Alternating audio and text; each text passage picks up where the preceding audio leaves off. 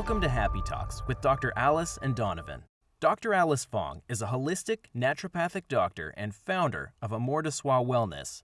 And Donovon Jenson is a software engineer and founder of HowToHappy.com. Together, they're out to cause more happiness in the world. Hello, everyone. Welcome to Happy Talks. My name is Dr. Alice, and this is Donovan. And today I have a special guest, Shawn Buttner. He is a high-performance coach, a certified high-performance coach, helping professionals and entrepreneurs break free from burnout through holistically leveling up their lives. So please welcome Shawn. Thanks for joining us. Thanks for having me. Great. Yes. Excellent. Yeah. So Shawn, why don't we start by you telling us a little about your story and how you decided to become a high performance coach, and what does that mean and what does that look like? Okay. A little bit on me real quick. So I am a product of the tech industry. I'm sure Donovan and I could probably talk a lot outside of this on some of that stuff, but I actually started in technology as a hobby in high school, went to business school, got hired as a programmer for Walmart Corporation like 10, 15 years ago, was a web developer for there, left that because I burned out, started a business, that didn't work out, got hired at Apple. And then when I was at Apple, I started to burn out again, and I'm thinking, I should do the whole thing where like I become a manager and manage a team of engineers, and that'll be awesome. But I should probably have some extra skills for managing a team, because in my experience in tech, the best engineers are not the best managers. Oh.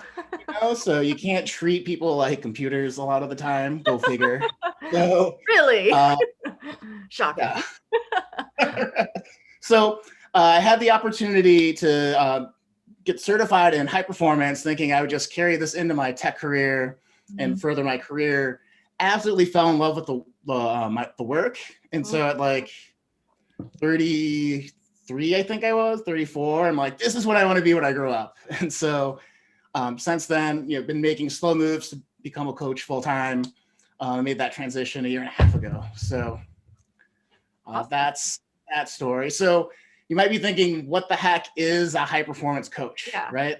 Mm-hmm. And so a certified high performance coach really just helps people transform different areas of their lives. And through the High Performance Institute, it's defined as consistently leveling up whatever part of your life you want. And there's a bunch of different subcategories without burning out, which is keeping your body healthy and not destroying relationships. So not being the successful, miserable person. If you've ever had that encounter in an organization, I'm sure you know what I'm talking about. So really, I just have discussions and help people find more clarity in their lives, like who they are, how they express themselves, how they manage their energy day to day, emotionally, physically, all that kind of stuff. Find more courage to speak out and really share their thoughts, or have that confidence to go into that meeting or have that tough conversation with their spouse. Productivity, which is focusing on the right things and then getting rid of distractions, and then just influence, which is building relationships and leadership. So, that's a lot, but it covers really all of that. Is to say, we're trying to align your personal life, your career, your wellness, and your health towards your goals so that you feel happy, you feel confident, and you feel present in your day. Yeah, I love that. And it's very aligned with naturopathic medicine, and it's not just about like being symptom free or successful. It's really about being happy too, which is the whole theme of our show. And I like that you had mentioned that the distinction between, being successful and miserable. I think that's important. And being successful and happy, there's a difference. And ideally, I think we want that, but we kind of think maybe we have to sacrifice, performance or other aspects of our life, which to really reach the high success level that we want. And I like that you touched about confidence, and I think that's really important to look at and explore. So I'm curious, if you're coaching someone that's relatively successful, but they're miserable and they're lacking confidence or joy in their life, where would you point them in the right direction, or where did you get them started with, I guess? Yeah, it's a really great question. And Of course, all these, it depends on the person. Of course. Through the high performance process, we take a look at how clear they are in their life. Like, if a lot of times, if you're successful and miserable, you might have the syndrome of like, I've been working for 3 years. How did I get here? I did what I was supposed to do. I got that job after school. Maybe it wasn't what I really wanted to do. I was going to build up my resume. Now I have all this success. This is not where I thought I was going to be when I was, 3 years ago. So are you clear on where you want your life to go? That kind of like big question. Or like, if you could wave a magic wand, what would be the life that you'd want? And are you kind of there, right? And if you're like, I'm there and I'm still not happy, like that's one way we can go. But if you're like, I need to make some changes, that's where we can start working on building a plan and saying like, okay, if you were to make a move towards that clear vision you had for your life, naturally you're going to feel more engaged. Naturally, you're going to feel more confident chasing after that. Because sometimes too, like if you're drowning, we talk about burnout a lot. If you're like successful but buried, you don't have time to like reflect and say like, this could be different. This could be better for me, right? Yeah. So that would be some place to start. Something else that I tend to look at. So I've had a lot of folks this past year say, hey, I'm really stressed about, finding a job. I lost my job due to COVID, which is a huge thing. And it's like, that's not an easy thing. And it's not, in those cases, how do you feel more confident? It's how do you actually bring joy into your life every day? Like what habits are you doing that refill that cup? Because it's not about, it's all stressful and overwhelming, because it is. And you're not going to be able to change that, but you can, write some music. If you're a musician, you can, spend time with family and friends in the way that you can now, to help fill your cup there, or whatever that is for you. Making sure that that's part of your daily routine has gotten a lot of people just feeling like a huge weight off of their shoulders, because it's like, I don't have to grind and struggle through this. I can find things to kind of fill my cup in that way. Mm-hmm. Yeah, so it sounds like a couple different pieces are coming together. So one piece that I heard is like having kind of a clear plan or strategy, and maybe you've ended up in a place that you didn't really expect or plan for, but having a plan moving forward can help get some confidence just because you have a target to shoot for. And then the other piece, it sounds like, is having a little bit more balance, as opposed to, especially, the last year or so, just focusing on, wow, I have to knock this out, I have to get this done, I have to get this done. I don't know if I can do all of it. Finding ways to inject a little bit more happiness or joy or just general balance into your life. There's a third thing that came to mind that I wanted to ask you about, which is, what if, okay, I've got this target. Let's say I want to start a pizza shop, which I don't.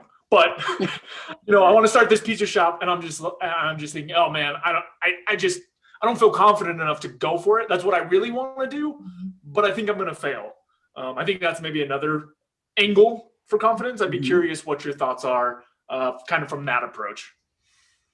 Yeah, that's a really great question again. And I think in that instance, exploring like, how could you test out running a pizza shop, right? Is it like, how many times do you make pizza for all your friends during the week? And do they love it or not? And if they love it, maybe, figure out how to do a food truck, or how can we take baby steps to work you up to that big thing? Or with my wife, she's a therapist. She works in a school. She's thinking about doing private practice. And it's daunting because she's like, how do I hang my shingle up as a therapist with all like the administrative paperwork and stuff? And so part of that process is just learning, like, how do you get a business license? What do we need to know that'll help you feel comfortable going forward? Or what type of support? Like, that's another thing. Like, do you know somebody else that has built a business, or a pizza business in particular? Do you have no lawyers? Like, all that kind of stuff. And just kind of generating some ideas on what do we need to explore, and how can we take some baby steps going forward? Yeah, that makes a lot of sense to me, because what it sounds like is you take this bigger, more nebulous goal, this huge thing that may take months or years, and start breaking it down into pieces that are actually manageable. Because it sounds like, from what you're saying, the part that erodes your confidence is basically looking at this huge thing and going, I don't even know where to start. I don't know, like there's no way that I'm going to be able to get all this stuff done because I don't know what all this stuff is. So it sounds like it's about kind of filling in that path and looking at the individual cobblestones, and maybe you don't have the whole, every single detail laid out, but like you were saying, like, okay, what's the next 2 or 3 or 5 or whatever things I need to do that I know about, and then you can just keep building on it from there. Mm-hmm. Yeah, definitely. It actually reminds me, I had a client last year too, on a different context, was having communication problems with his wife. Like they wanted to upgrade a house and expand the family. And like, he's like, I want to talk about this, but it's overwhelming. We both kind of get frustrated. And then I was like, okay, so what do? You functionally decompose the argument. Instead of one big argument of finances and family, it's like, if you were to have another kid, like what are the financial impacts? What needs to happen? And kind of just breaking it down into those different parts, just like you were saying. Like, that's perfect. Mm-hmm. Yeah, I love the idea of, you know, when you break it down into littler steps that you feel like you can actually achieve versus like some big unknown far out, that builds your confidence in being like, okay, that seems reasonable and doable. I can do this next step versus like the big project. I like the whole pizza example that you use, because I was like, what if I don't know anything about pizza and I need to like get some market feedback from my friends? And it's like, if you suck at pizza making, then you would want to know that before you open up a pizza shop and get better. And then maybe that means going to cooking school and learning more about the whole cooking process. And then I like the idea of, you know, starting with a food truck is less riskier than like buying a whole restaurant and not knowing anything about what you're doing. So I could see how like breaking it down builds confidence, when it seems like, you know, it's still a stretch. It's still stretching them outside of their comfort zone to some degree, but it's not like this far out mystery for people. What other ways would you suggest for people to like build their confidence besides just breaking it down into steps? So 2 other things came to mind off the top of my head. First is, if you're strong in one area, how can you leverage it in a different area? Oh. So like I used to run marathons. And so in training for a marathon, you learn that you can do a lot of miles as long as you just think about the next 3 or the next 5 you have to do for training. Right. You know? And then it hurts, and then you don't, you know, run for a little bit, but you don't think about that too much. But so having figured out something, feeling confident as a runner, how can you apply that to managing a project? How can you apply that to, you know, figuring out like Zoom school for your kids? Like, can you make that thing? But if you feel confident in one area, how can you leverage it for a different area? So there's also this idea of the confidence-competence loop. I'm not sure if you heard of this. So this is kind of related, but the more competent you feel, the more confident you feel. So sometimes it's just, you just have to start and get some momentum, right? You know, it's going to be a hot mess. You're going to figure out as you go. And a lot of like one of the phrases that I use a lot in coaching is to honor the struggle, where like if you know, are bad at making pizza, to go back to that previous example, but you make 100 pizzas, you're going to get better at making pizza. Probably. And so when you actually get like a pizza shape and pizza flavors for the first time, and be like, okay, I can do more pizzas, or I can experiment, or, you know, you're more open to fail forward, you know, to make those good mistakes that we learn from. So, yeah. And then you get more competent, and then you get more confident. So it's this feedback loop that just helps build you up. So just get started. All these pieces kind of come together for me, right? Or in my mind, I see it all as connected. And what I really like is, you know, once you get started, you start building instances of things that you have been successful at that you can piggyback on. And I'm just rewording what you said. It's the exact same as what you said. And the other piece that is nice is all of us have accomplished something that we're proud of to some degree, or feel some amount of confidence in. And if you can tap back into a time where you were building that skill or building that confidence, you can use that same sort of process right? Or that same sort of memory to go, okay, I'm not as good at X as I would like to be, but I've already achieved mastery at Y. What kind of process did I use back then to get to where I am now?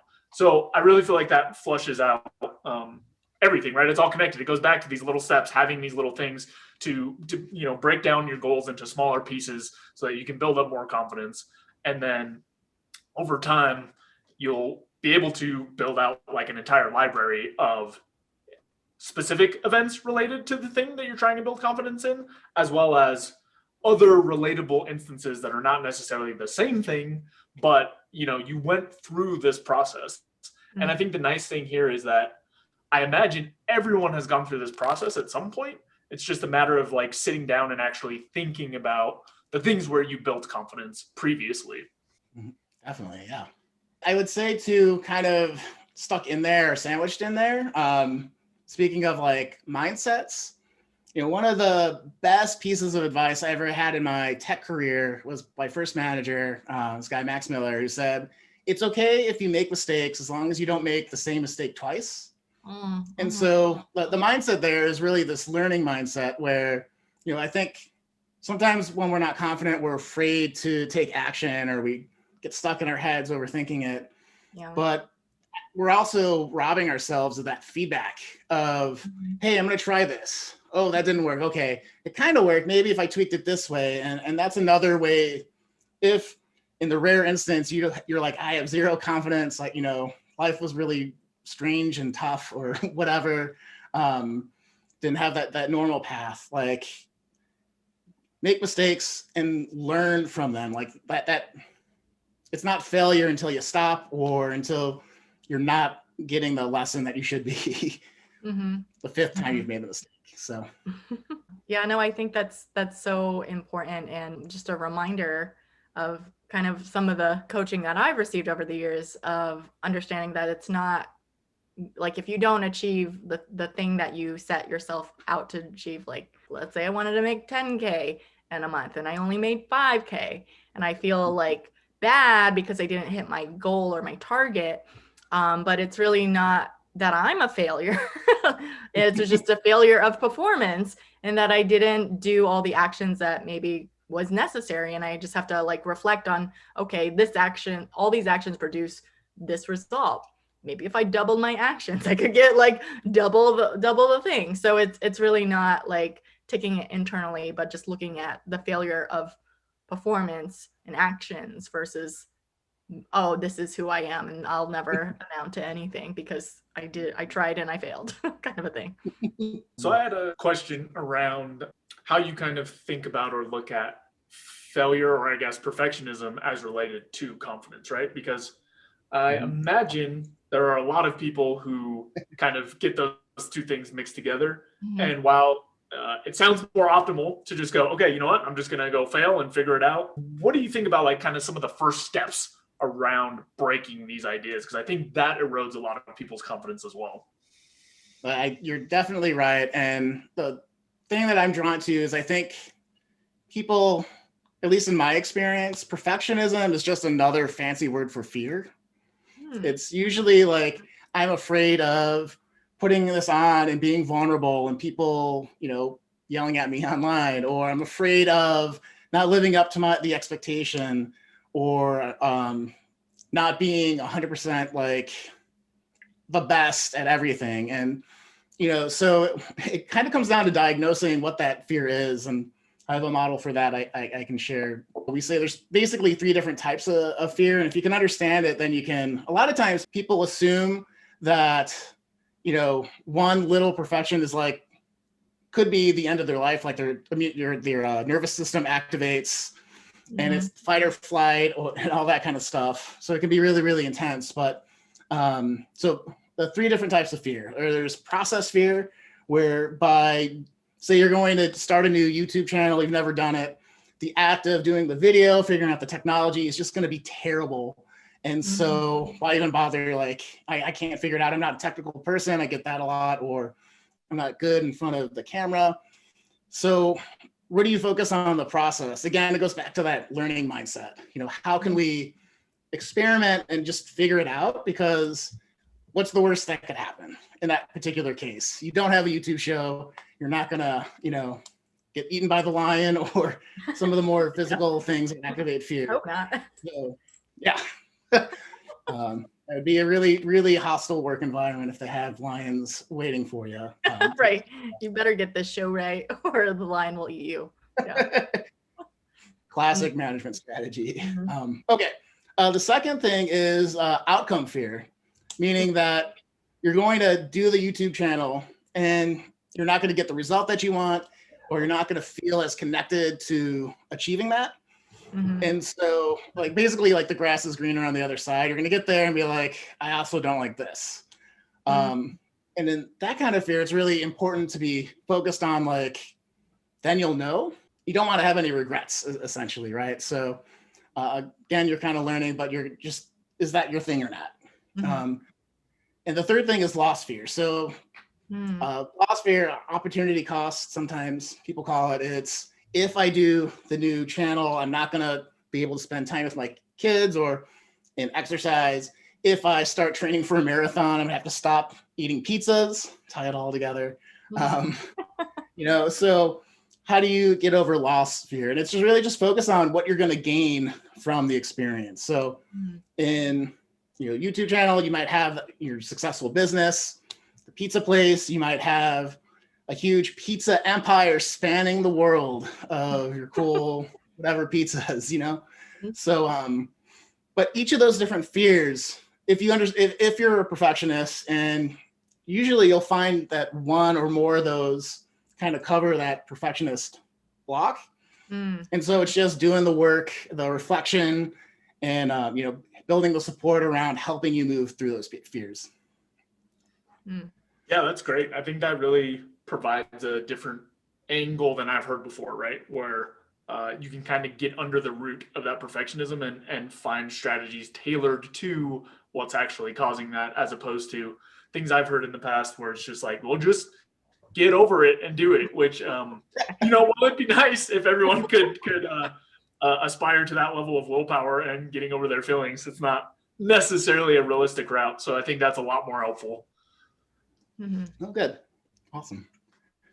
Yeah, I love the breakdown of the fears, because fear obviously is a huge contributing factor in stopping people from going after the things that they want, and why that contributes to low confidence or why they don't go for it. And I really like the examples that you gave, because it's I was kind of like both me and Donovan have created YouTube channels, so we're right there with you, and we've both admitted in past episodes that it was a painful process, and there was fear. I used to hate being on camera, and I think everyone has to go through that phase of just really sucking at the beginning of, I've said this before, where to create a 2-minute video would take me 4 hours and 60 takes, because I was in that perfectionist. It's it's gotta be good. I'll be in camera. People will judge. And it took something to get out of yeah, so what? So what? I don't care. And it was just doing it repeatedly. We do this every week. And now it's more second nature, to the point where the fear just isn't there anymore. Yeah. Even though I don't even know what I'm saying sometimes. I have no idea what's going to come out of my mouth, but I'm not scared. So I feel like that's a win in itself. Yeah. Definitely. I'm with you on the turn on the camera and then, review later what actually happened. So yeah. Definitely. You guys have any tips for people on building confidence that maybe we haven't covered? I can ramble for a minute. It is not necessarily that different from what we've covered, but I do find, or have found in my life, if I'm feeling especially low confidence, to look for things that aren't necessarily these bigger long-term goals that we've talked about, but smaller things that make me feel some sort of discomfort or some amount of low confidence. I've been in this realm of trying to improve myself for quite a few years, so I might have more tools to manage my emotions than most, but I go into it, something a little bit smaller, something a little bit outside of my general comfort zone, and just sit with that feeling and deal with it as I'm doing whatever the thing is. So I'm relatively introverted, and maybe just like striking up a conversation with someone at random, which in general is not a super appealing thing to me. But I found that, breaking away occasionally from some of these bigger projects, if I'm not making the progress I want, or I don't feel as confident as I would like, that helps, because then I can get one of these wins, but still in the realm of, oh, hey, this thing, I kind of thought I couldn't do it. I was kind of worried about how it was going to go. And again, like I said, I've done some work around managing some of the feelings part, right? So that it's not overwhelming. And I kind of expect, okay, some part of this is going to feel a little bit rough. But I also know that the payoff for this is positive in multiple ways. So it's still pretty similar to what we've talked about, but just a slight spin on it that happens to work for me. Yeah. Awesome. Yeah. Totally. Yeah. For me, what comes to my mind is, I definitely resonate with everything that we've been talking about in this episode, but, I think about like the kind of like the reverse of, when I have too much confidence about something, it kind of makes me take a step back and be like, well, I don't want to be confident about everything. I know what I'm good at, and I know what I'm not. So it's like, for me, because I wear many hats, I'm a stress and anxiety expert. I'm really freaking good at it. I have a bazillion years, so much experience. I'm super good. I've helped hundreds of people deal with it and be powerful in the face of it. And so it's just like, I could do that in my sleep. It's easy because I have so many tools. I know how to do it. I'm very confident about it. But I just started this second business last year that I had like, no, I was thinking about it for a while, and it just like the lack of confidence, because it was like to be a business coach for other naturopathic doctors. And I was like, oh, I don't know if I'm successful enough. I got to build more experience. It's just like, I don't have any credibility. I don't have like the testimonials yet. What are people going to do? How are people going to buy from me? Because it's like with my doctor business with stress and anxiety, I have like a ton of testimonials. I've got like people raving about me. But this other one that was just going to be starting up had like nothing. I was just starting from square one. And I had lack of confidence, but to help me kind of get over that, because I had a lot of self-doubt and a lot of limiting self-beliefs about myself and being able to do it. But kind of what got me out of that was realizing, okay, there's doctors right now are really struggling in their businesses, and they're trying to go virtual because of the pandemic. And I somehow magically figured it out because I invested in this business growth program. So I have a lot of knowledge to offer people. And yeah, I'll just be, so I just was like, yeah, I was straight about it. And I offered like this pilot business growth program for doctors and offered it like 50% off as part of the pilot. And yeah, I got 10 doctors signed up. So I was like, oh man. And so I was just like kind of scared and terrified. And I'm like, I guess I have to do this. So I guess this is happening. And I did. And then once I got through it, and then I was able to get some testimonials, then it kind of helped me have the confidence and really feel better that I went for it, when before I was like, this could just be a shit show. I have no idea. But yeah, that's kind of my self-reflection of, when I'm too confident about something, I want us to take a step back and actually step into something that I'm not confident about, because that's where I grow and discover, and learn, have that learning struggle that that is everything in life. Yeah.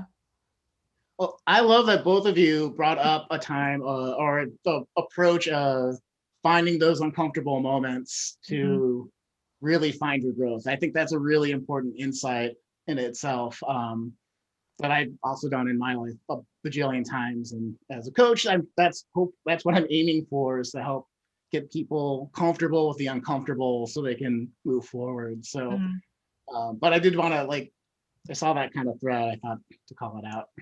Yeah. Cool. So Shawn, I would like to pull our conversation a different thread, and ask about, as a high performance coach, are there common patterns that you see, or things that stop people generally from high performance? Are there a couple buckets, and it's totally fine if it's, very, very personalized, But I'd just be curious if there are some things that you generally see. That's a great question. And yeah, the things that I've seen with my clients tend to be 9 times out of 10, people know what they need to do and they're just not doing it. And sometimes, that accountability of just having someone that's fighting for that future that you laid out for yourself to be like, hey, you wanted to start that business. Like you said, you were going to do this, and this, and then you didn't do did something else come up? Did you discover a new feeling around it that we have to work through, or do I just have to bust on you for a little bit? But I'd say most times, folks, everyone knows what they need to do, but you need that social pull sometimes to get to that next level. On top of that, like a lot of the work that I do too is just helping people be a little bit more disciplined and taking care of themselves. Like, are you drinking enough water? Like, I can't stress how surprised. I think everyone thinks they drink way more water than they actually do. And if you're constantly feeling sluggish or slow, yeah. Drink my coffee. Like, yeah. Total coffee. But, so, are you doing like the basics of that? Are you sleep? Do you move your body? Like, get out there, like, go for a walk. Sun, rain today, here in Berkeley, whatever, is those sometimes, yeah. So it's a discipline thing is the kind of the bigger bucket on some of those basic things. And then operationalizing the things that, get you the results, right? So like, hey, when I am able to sit at my computer and, the door's closed, I don't have any interruptions, I could sit for an hour, I do 80% of my work. Like, okay, how do we get more of that? But helping people kind of unpack and reflect on those moments that they get the most performant in their health or career, building relationships. And then how do we get to repeat that? Which is, that's basically it. You guys have been through the program, pretty much all of it.